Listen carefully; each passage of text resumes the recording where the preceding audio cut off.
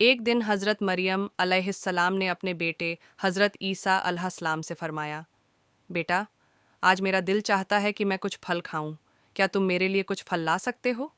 उस वक्त हज़रत मरियम अलैहिस्सलाम और हज़रत ईसा अलैहिस्सलाम एक वीरान रेगिस्तान में एक छोटे से झोपड़ी में रहते थे।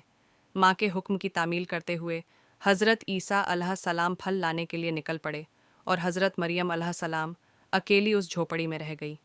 इसी दौरान मलाक उल मौत हज़रत अज़राइल अलैहिस्सलाम उनके सामने हाजिर हुए। उनका खौफनाक रूप देखकर हज़रत मरियम अलैहिस्सलाम खौफज़दा हो गए और घबराते हुए फरमाया, आप कौन हैं और किस मकसद से यहाँ आए हैं? हज़रत अज़राइल अलैहिस्सलाम ने फरमाया, मैं अज़राइल हूँ, अल्लाह ताला के हुक्म से आपकी रूह करने आया हूँ। दुनिया में आपकी मोहलत पूरी हो चुकी है, अब आपको आखिरत के सफ़र के लिए तैयार हो जाना चाहिए। हज़रत अज़राइल अलैहिस्सलाम की बात सुनकर हज़रत मरियम अलैहिस्सलाम गमगीन चेहरे के साथ अर्ज़ करने लगी, ए मलाक उल मौत, मुझे कुछ वक्त की मोहलत दे दीजिए। मैंने अपने जान से भी अजीज़ बेटे को फल लाने के लिए भेजा है। वह कुछ ही देर में वापस आ जाएगा।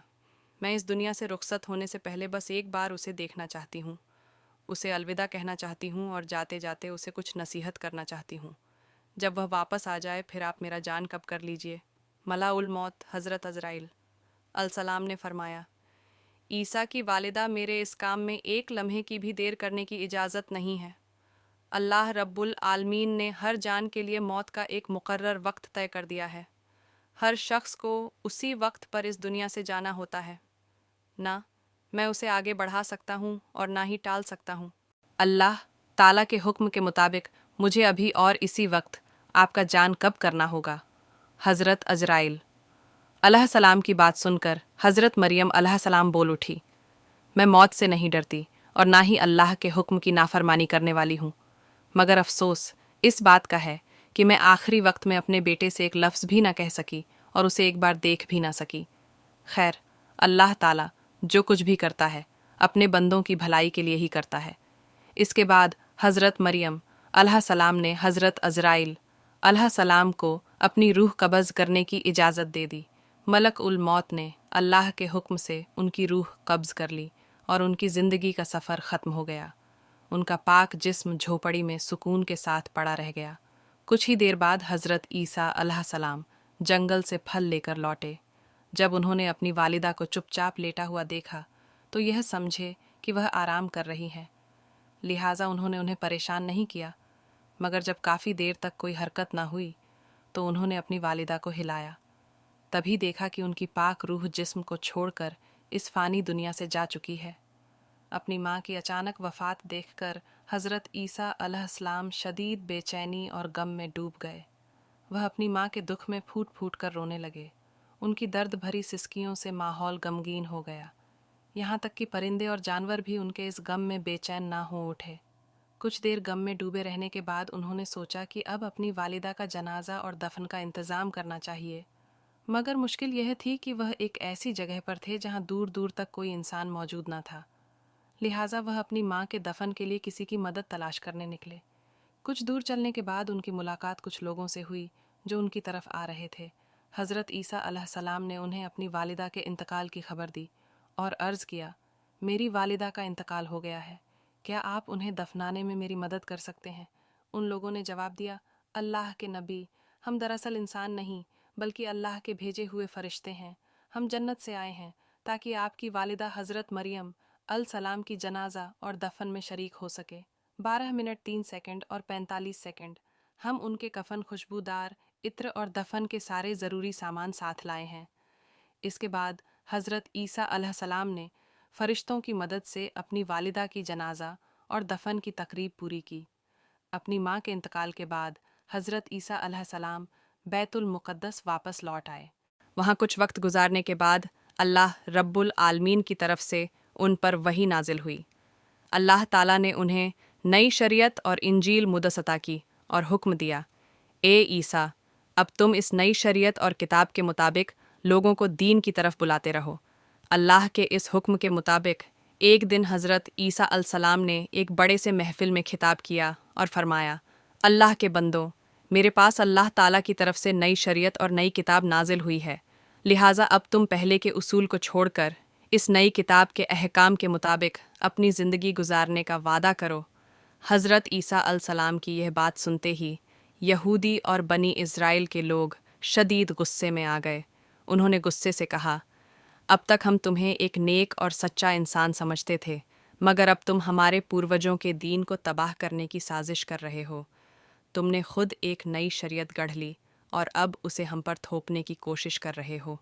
लेकिन याद रखो, हम तुम्हारी इस साजिश को कभी कामयाब नहीं होने देंगे।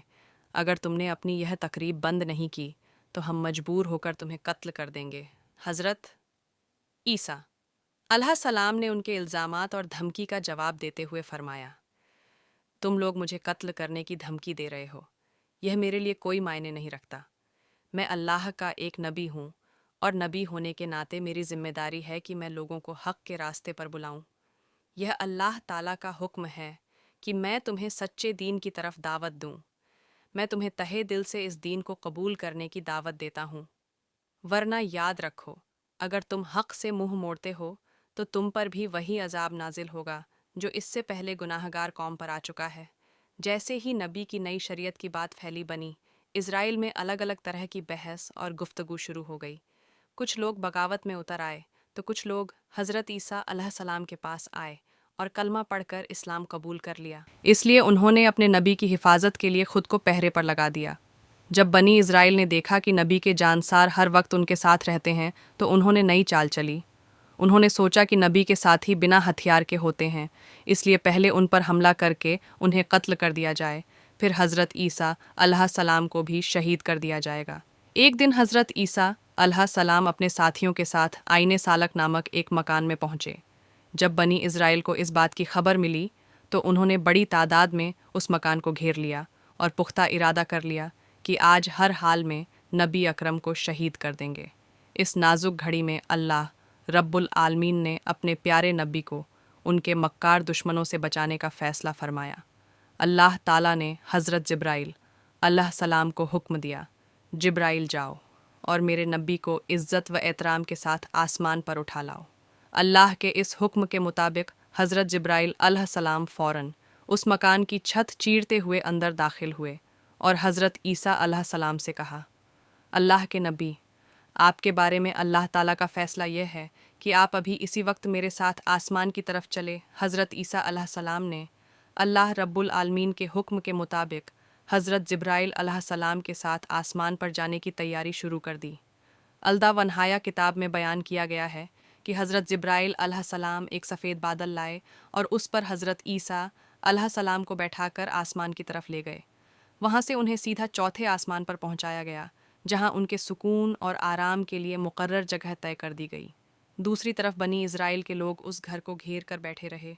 जब काफ़ी वक्त बीत गया और किसी के बाहर आने का कोई नामो निशान ना मिला तो उनका सरदार तलवार लेकर मकान के अंदर घुस गया।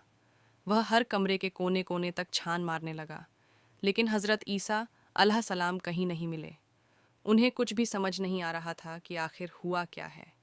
ऐसे में हज़रत जिब्राइल अलैहिस्सलाम ने उस शख्स के चेहरे पर फूंक मारी और फ़ौरन उसका चेहरा हज़रत ईसा अलैहिस्सलाम की सूरत में बदल गया। जब वह घर से बाहर निकला तो बनी इज़राइल ने उसे हज़रत ईसा अलैहिस्सलाम समझकर पकड़ लिया और बेहद ज़ोर से मारना शुरू कर दिया। वह कुछ समझ ही नहीं पाया कि उसके साथ क्या हो रहा है। इसी दौरान यहूदियों का सरदार चीखते हुए कहने लगा, भाइयों, यह तुम क्या कर रहे हो? मुझे क्यों मार रहे हो? मैं तुम्हारा सरदार हूँ। मैं खुद हज़रत ईसा को हर जगह ढूंढता फिरा, लेकिन वह कहीं नहीं मिले। तो क्या अब तुम मुझे ही मार डालोगे? यहूदियों ने उसकी बात सुनकर ज़ोर ज़ोर से हंसना शुरू कर दिया और कहने लगे, अगर तू हमारा सरदार है तो बता, ईसा कहाँ गया? अपनी जान बचाने के लिए अब कितने बहाने बनाएगा? तेरी चिकनी चुपड़ी बातों में हम आने वाले नहीं। आज हम तुझे कत्ल करके ही दम लेंगे। उसे इस बात का बिल्कुल इल्म नहीं था कि उसका चेहरा बदल चुका है और वह बिल्कुल हज़रत ईसा अलैहिस्सलाम की तरह दिखने लगा है। घबराहट में वह फिर चिल्लाने लगा, भाइयों, तुम लोग गलती कर रहे हो। मैं तुम्हारा सरदार हूँ, जिसे कत्ल करने के लिए हम यहाँ आए थे। वह तो यहाँ है ही नहीं। मुझे लगता है वह कोई जादूगर है। लेकिन कौन सुनने वाला था? यहूदियों ने अपने सरदार को मारपीट कर बेहोशी के कगार पर पहुँचा दिया और फिर उसे सूली पर चढ़ाने की पूरी तैयारी कर ली। जब सरदार को यकीन हो गया कि अब उसकी मौत तय है, तो वह चीख कर कहने लगा, ए बनी इज़राइल के लोगों, खुदा की कसम, मैं तुम्हारा ही सरदार हूँ। मुझे नहीं पता कि मेरी शक्ल कैसे बदल गई। अगर तुम्हें मैं हज़रत ईसा जैसा नज़र आ रहा हूँ, तो यकीनन यह अल्लाह रब्बुल आलमीन की कुदरत है। मुझे अब यकीन हो गया कि हज़रत ईसा अलैहिस्सलाम अल्लाह के सच्चे नबी थे। अल्लाह ताला ने उन्हें महफूज रखने के लिए अपनी कुदरत का करिश्मा दिखाया है। जब यहूदी सरदार ने हज़रत ईसा अलैहिस्सलाम को अल्लाह का नबी मान लिया, तो बनी इज़राइल के लोग और ज़्यादा गुस्से में आ गए। उन्होंने बिना देर किए उसे फ़ौरन सूली पर लटका दिया। सरदार चीख चीख कर कहने लगा, बचाओ बचाओ, मगर कोई उसकी सुनने वाला नहीं था। आखिरकार उन्होंने उसे सूली पर चढ़ाकर उसकी जान ले ली। इस मंजर को देखने के लिए वहां भारी भीड़ जमा थी। जब सरदार की मौत हो गई तो लोगों में बहस छिड़ गई। कुछ कहने लगे, यह हज़रत ईसा नहीं बल्कि हमारे सरदार थे, तो कुछ बोले, नहीं, हमने खुद हज़रत ईसा को कत्ल किया है। यहूदियों आपस में लड़ने लगे, तलवारें खींच गईं और उनमें फासाद शुरू हो गया। ज़्यादातर लोग हैरान परेशान हो गए, क्योंकि उन्हें समझ नहीं आ रहा था कि हकीकत क्या है। यह सब अल्लाह रब्बुल आलमीन की कुदरत का करिश्मा था। इसी हालात को देखकर हज़रत ईसा अलैहिस्सलाम की गैर मौजूदगी में बहुत से लोगों ने उन पर ईमान ले आए। उन्होंने कलमा पढ़ा और हज़रत ईसा अलैहिस्सलाम की शरीयत के मुताबिक ज़िंदगी गुजारने का अहद कर लिया। लेकिन हज़रत ईसा अलैहिस्सलाम अब कहाँ हैं? इस सवाल ने सबको परेशान कर दिया। लोग उनकी तलाश में इधर उधर भटकने लगे। कुछ लोग उनके खलीफाओं के पास पहुँचे और हकीकत जानना चाही। खलीफाओं ने बताया, अल्लाह रब्बुल आलमीन ने अपने नबी को इज़्ज़त के साथ चौथे आसमान पर उठा लिया है।